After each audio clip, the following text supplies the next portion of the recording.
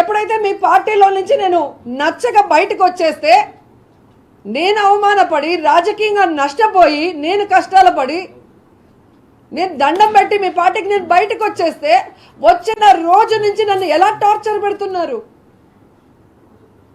Iron leg అని చెప్పి మొత్తము జగన్మోహన్ రెడ్డి గారి కుటుంబంతో సహా అందరు లీడర్లకి మెసేజ్లు ఫార్వర్డ్ మీరు చేసింది కాదా?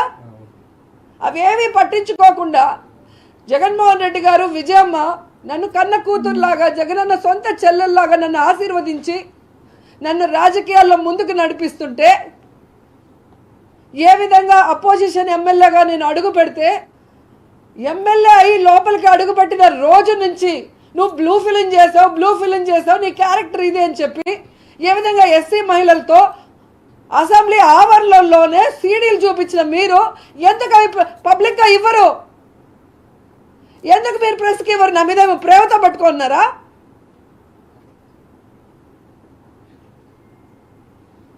ఈరోజు సుప్రీంకోర్టులే ఆర్డర్ ఇచ్చినాయి, ఆడదానికి నచ్చినట్టు బతకమని. మీరెవరు అడగటానికి అంటున్నా.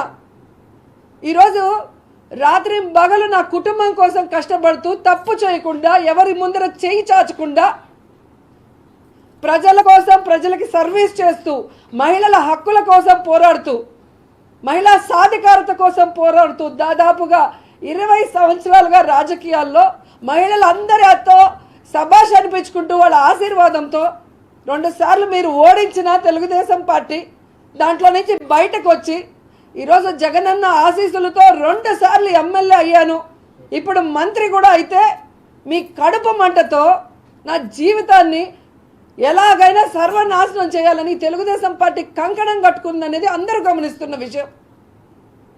నేను సూటిగా ఈరోజు అడుగుతున్నా తెలుగుదేశం పార్టీని, మీ పార్టీ కోసం ప్రచారం చేసిన సినిమా ఆర్టిస్టులందరినీ కూడా ఇలాగే మాట్లాడతారా? రికార్డింగ్ డాన్సులు చేసుకునే వాళ్ళు, బ్లూ ఫిల్మ్లో యాక్ట్ చేసేవాళ్ళు, లాడ్జిల్లో పనుకునే వాళ్ళని. ఈరోజు మీ పార్టీలో ఎన్టీఆర్ గారు స్థాపించిన పార్టీ అనే జయసుధ గారైనా, జయప్రద గారైనా, శారద గారైనా, దివ్యవాణి అయినా, కవిత అయినా, ఎవరైనా కూడా వచ్చారు. కానీ మీరు చేస్తున్న అసహ్యమైన పనులు, మహిళల్ని ఎంత చీపుగా ఒక ఆట వస్తువుగా చూసే మీ విధానం, మహిళల్ని ఏ విధంగా ప్రచారానికి వాడుకొని ఆ తర్వాత వాళ్ళు రాజకీయంగా ఎదగాలంటే వాళ్ళని తొక్కేసే విధానం చూసి అందరూ బయటికి వెళ్ళిపోతున్నారు. ఎందుకు ఈరోజు ఒక్కరు కూడా మీ పార్టీలో మహిళలు లేకుండా వెళ్ళిపోతున్నారో ఒకసారి మీ మనస్సాక్షిని అడిగితే మీకే అర్థమవుతుంది.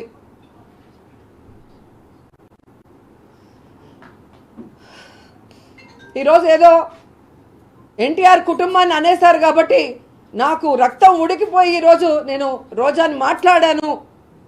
29 సంవత్సరాలకే రాజకీయాల్లోకి వచ్చిన నాకు ఎన్టీఆర్ కుటుంబం అంటే ప్రాణం అన్నావు కదా.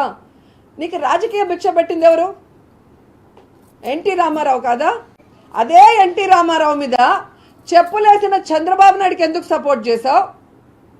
ఆయన పార్టీని లాక్కున్న చంద్రబాబు నాయుడుకి ఎందుకు సపోర్ట్ చేశావు? ఆయన్ని వెన్నుపోటు పొడిచిన చంద్రబాబు నాయుడుకి ఎందుకు సపోర్ట్ చేశావు? ఆయన చావుకు కారణమైన చంద్రబాబు నాయుడు కాళ్ళు ఎందుకు నొక్కుతున్నావు అని అడుగుతున్నా. ఆ రోజు చూపించాల్సింది నీ పౌరుషం. కానీ ఎన్టీఆర్కి అన్నం కూడా పెట్టని ఆయన కూతుర్లు, కొడుకులు, మనవరాళ్ళ గురించి ఈరోజు ఆయన కుటుంబంకి ఏదో జరిగిపోయిందని మమ్మల్ని మాట్లాడుతున్నావా? ఈరోజు మేం ఫైట్ చేస్తుంది కూడా ఎన్టీఆర్ గురించే. ఆ ఎన్టీఆర్కి అన్నం కూడా పెట్టనోళ్ళు, ఆ ఎన్టీఆర్ గారి మీద చెప్పులేసి ఆయన ప్రాణాలు తీసేదానికి కారణమైన చంద్రబాబు నాయుడు కోసం రోడ్ల మీదకి వచ్చి డ్రామాలు చేస్తుంటే, ఆ ఎన్టీఆర్ గారికి అన్యాయం జరిగినప్పుడు ఎక్కడికి వెళ్ళారని అడిగాం. దాంట్లో ఏమైనా తప్పు ఉందా? ఏమైనా బూతుందా? తప్పు చేసినప్పుడు ఎవరు ప్రశ్నించరా? ప్రశ్నిస్తే మా క్యారెక్టర్ల మీద రాళ్ళు వేసేస్తారా? అసలు నువ్వెవడు నా క్యారెక్టర్ గురించి జడ్జి చేయడానికి? నీకేం రైట్స్ ఉంది? ఈరోజు లోకేష్ తెలుసుకోవాలి, ఇలాంటి అయ్యన్న పాత్రనో, ఇలాంటి బండారు సత్యనారాయణ మూర్తినో నువ్వు ఎంకరేజ్ చేసి నన్ను తిట్టించి నా నోరు ముయించాలనుకున్నావు. కానీ ఈరోజు నీ పరిస్థితి ఏంటైంది? అదే అయ్యన్న పాత్రుడు నీ భార్యను ఏమన్నాడు ఒకసారి చూడు. బాలకృష్ణ కూతురు లోకేష్ పెళ్ళం అదెవరు, దాని పేరేంటి అన్నాడు. సో ఎప్పుడూ కూడా ఒకరి మీద దుమ్మెత్తిపోయాలంటే అది నీ కళ్ళల్లో కూడా పడుతుంది. ఈరోజు అదే పరిస్థితి నీ పెళ్ళానికి వచ్చింది. బ్రాహ్మణి గారు కూడా ఇది తెలుసుకోవాలి. నేను హీరోయిన్గా ఉన్నప్పుడు ఇదే బ్రాహ్మణి చిన్న పాప, ఈ పాపకి జడలు వేయాలంటే మేమే వేయాలి, పక్కన కూర్చోబెట్టి ఆడించుకున్న వాళ్ళం. అందుకే ఆ రోజు చెప్పాను, ఇంతవరకు తను పాలిటిక్స్ మాట్లాడలేదు కానీ మేము మాట్లాడలేదు. ఈరోజు చంద్రబాబు నాయుడు లోకేష్ ఇచ్చిన స్క్రిప్ట్ తీసుకొని జగన్మోహన్ రెడ్డి గారిని సైకో అంటే మేము ఎలా ఒప్పుకుంటాం? అమెరికాలో చదివితే అబద్ధాలు చెప్పచ్చా? బాలకృష్ణ కూతురు అయితే అబద్ధాలు చెప్పచ్చా? అబద్ధాలు చెప్పేవాళ్ళు ఇది అబద్ధాలు, ఇది చెప్పకూడదు అంటే అది తప్పు, మా మీద దుమ్మెత్తి పోస్తాడంట. నిన్న ఎంత దారుణానికి దిగబడిపోయారంటే ఈరోజు దొంగలా దొరికిన చంద్రబాబు నాయుడు సాక్ష్యాధారాలతో కోర్టులు ఈరోజు లోపల పెట్టాయి. 2017లో GST వాళ్ళు లెటర్ ఇచ్చారు. ఆల్రెడీ 2020లో ఆయన చంద్రబాబు నాయుడు PA శ్రీనివాస్ ఇంటి మీద రైడ్ అయింది. ఆ తర్వాత ED నోటీసులు ఇచ్చారు, 4గురిని అరెస్ట్ చేశారు, డిజైన్ టెక్ ఆస్తుల్ని అటాచ్ చేశారు.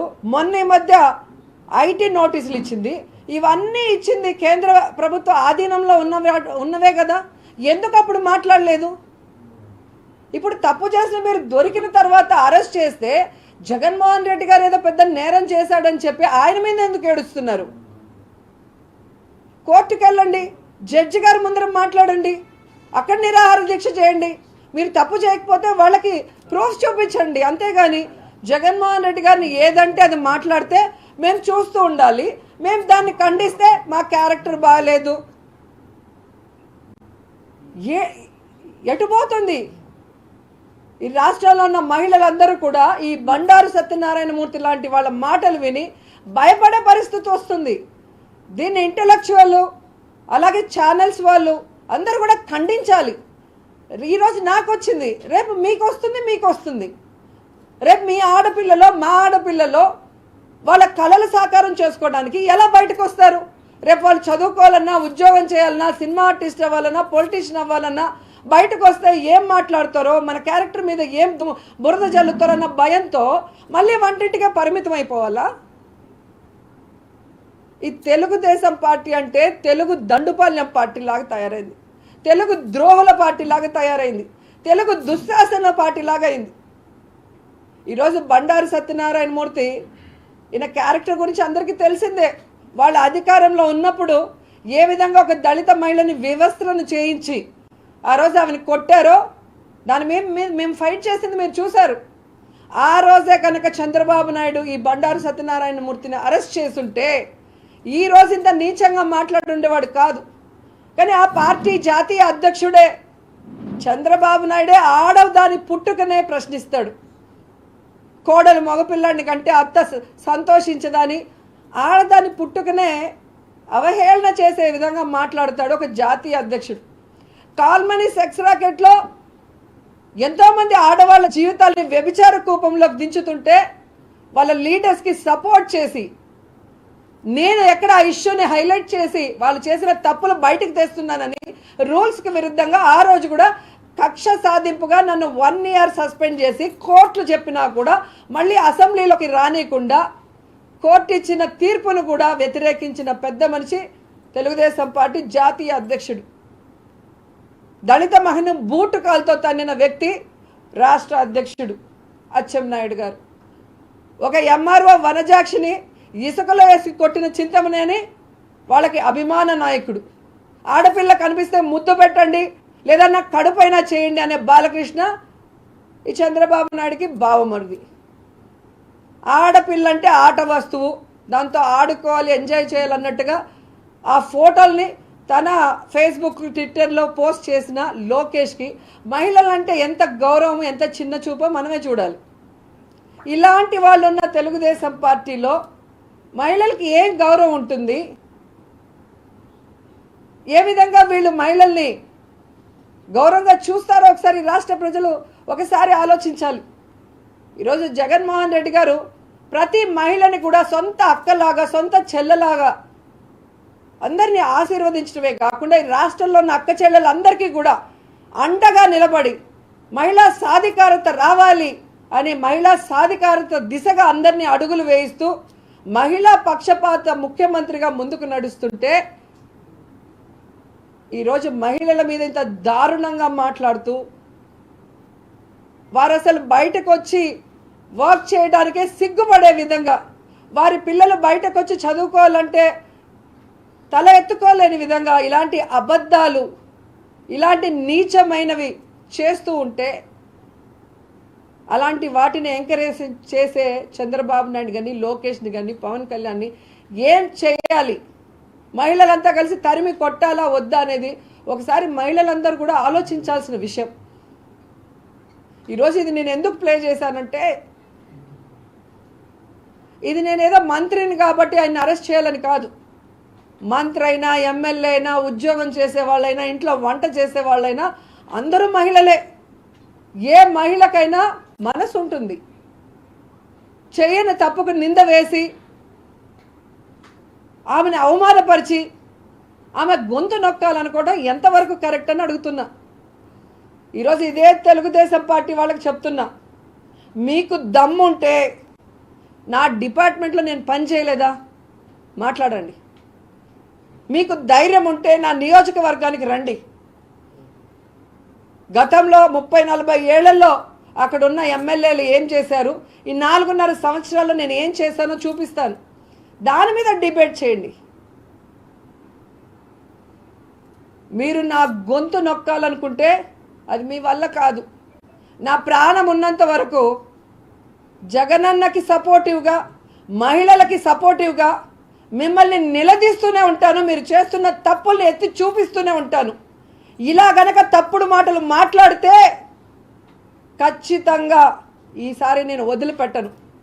ఎంత దూరం వరకైనా పోరాడతాను. ఈరోజు అరెస్ట్ చేశారని బండారు సత్యనారాయణ మూర్తిని వదిలేను. ఖచ్చితంగా డెఫమేషన్ సూట్ వేస్తాను, న్యాయ పోరాటం చేస్తాను. మహిళ గురించి ఎవడైనా మాట్లాడాలి చెత్తగా దిగజారుడుతనంగా అంటే భయపడే విధంగా ఖచ్చితంగా నేను స్టెప్స్ తీసుకుంటానని కూడా ఈ సందర్భంగా తెలియజేసుకుంటున్నాను.